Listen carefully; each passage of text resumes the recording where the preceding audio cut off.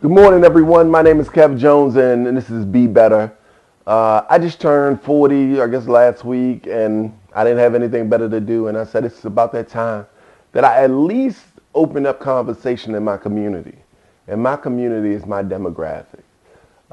People between 28 and 48, $100,000 households, children who consider themselves professionals, but unfortunately have a lot of control over what's going on in our community, and are doing little to none to resolve the issues that we have in society. I really wanted to talk to people because what I do know is most people isolate themselves and have come to believe that their problems, their issues, their situations are all internal. But I'm a firm believer that all of our issues, situations, and even our existence is universal. So what you're doing, I'm doing, and what I'm doing, you're doing. See, I'm not a professional. I don't know much about anything. But what I do know is that I got issues. I got problems, and I'm sure they're very similar to your issues and your problems. So this is a forum where I wanted to discuss it. So I'm going to put it on Facebook. I'm going to put it on my blog, and hopefully somebody gets something out of it. We get a lot of good conversation, communication, and we develop a rapport so I can start speaking to you by name.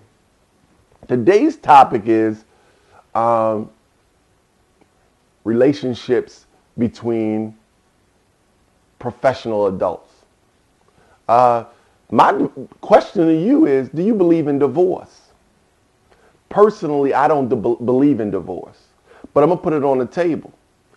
I don't believe in marriage if you believe in divorce. Let me say that again. I don't even believe in marriage if you believe in divorce.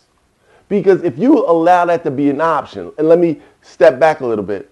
When you're courting a woman, and I'm going to talk about that in a whole nother topic, but when a man's courting a woman, that should be like the number one question. Do you believe in divorce?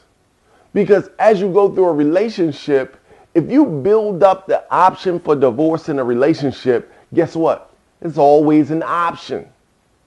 And what burns me up is when people invest 6 months, 1 year, 2 years in a relationship and said, boy, it couldn't work. She changed, or he was no good, or I didn't know. Well, when did the option even come onto the table? And I'm going to call you what you are. You retarded for getting into a relationship with someone with divorce as an option. That's my personal opinion. I mean, I've been in a relationship with a woman for 10 years now and I've known her, I met her in 89, don't get me wrong. But one common factor is I'd rather beat her down and she'd rather beat me down, and we work it out through fun love or through our angry love before we consider ever looking at divorce. And I'm not in a perfect relationship. I mean, my wife is quick to tell you, we have many, many issues. But we realize that divorce is not an option, so we got to work through them issues. I want to know your take on it. Why are so many people making divorce an option? Are you not biblically knowledgeable? And I'm not saying you have to be, but divorce is only an option in cases of abuse.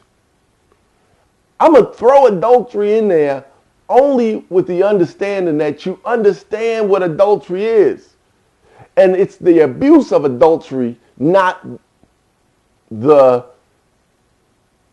singular issue, if that makes sense. Like, I understand if your man is just not treating you as a wife, and let me flip it. Men, so many married women are committing adultery. Put it out there. All of these women I'm meeting these days are open for affairs. Sad to say. AshleyMadison.com. No, I'm just messing. My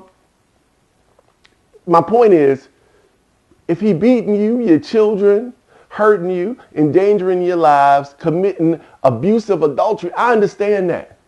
But for all of your other can't communicate, money funny, all of them things, those are not issues for divorce for me. And I just want your feedback. Get at me. Today is the 25th of April, isn't it? Wow. Holla at me. Let me know your comments. Be better.